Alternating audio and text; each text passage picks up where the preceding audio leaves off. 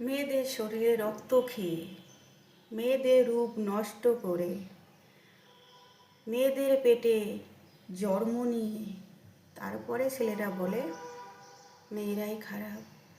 কেন? এটা কি সত্যি? মেয়েরা কেন এত খারাপ হবে?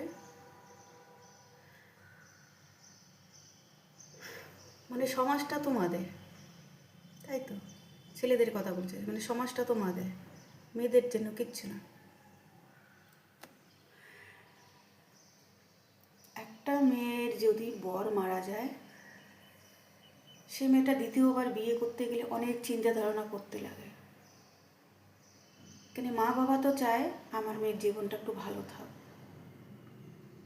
কিন্তু পাড়াপড়শি চায় কোনটা? এ অনেক কষ্টই থাক। বাবা মা চাইলে, যেটা বাবা মা চায় সেটা তো পাড়াপড়শি যাবে না। তো শেষ পর্যন্ত হলেও কী বলো, তো একটা মেয়ে বিয়ে করতে গেলে অনেক প্রশ্ন দিতে হবে, অনেক বাধা আসতে হবে, অনেক কিছু ঝড় বয়ে যায়। কিন্তু একটা ছেলের যদি বউ মারা যায়, ও একবার থেকে 3বার বিয়ে করতে পারবে। কেন, তোমাদের জন্য সমাজটা আলাদা, আর অন্য বদবাকি মেয়ের জন্য সমাজটা কি আলাদা? আজকে আমার কথাটাই বলছি, আমি অন্য কারো কথা বলছি না। আজকে ধরো আমি কারো না কারো ঘরের বোন, তোমার ঘরেও তো বোন আছে। তাই তোমার বোন যদি আজকে এইরকম হতো, তোমরা কি চিন্তা ধারণা করতে? পরবর্তী চিন্তা করতা যে ওর জীবনটা আরেকটু সুখী হোক, সেটা চিন্তা ধারণা করতা, না সমাজের কথা নিয়ে চিন্তা ধারণা করতা? এটা বলো।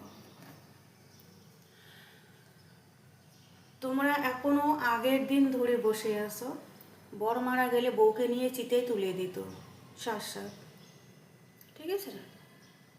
কিন্তু হয় না, তারও তো একটা জীবন আছে, ভালো ভালো মন্দ সব কিছু দেখার এই পৃথিবীটাতে। তারও তো একটা জীবন। সে মরে গেলেও তোমরা শ্বাস তুলে নিয়ে তাকে চিতায় তুলে দিলে। এটা কখনো মানে মেনে নেওয়া তো যায় না, এটা ভাবাও যায় না। কিন্তু কিছু কিছু মানুষ এখনও আছে যে নিজের বেটির কথাটাই চিন্তা করলো। পরের বাড়ির মেয়ে যে, সেও তো একটা কারো না কারোর মেয়ে, সে চিন্তাই করলো না।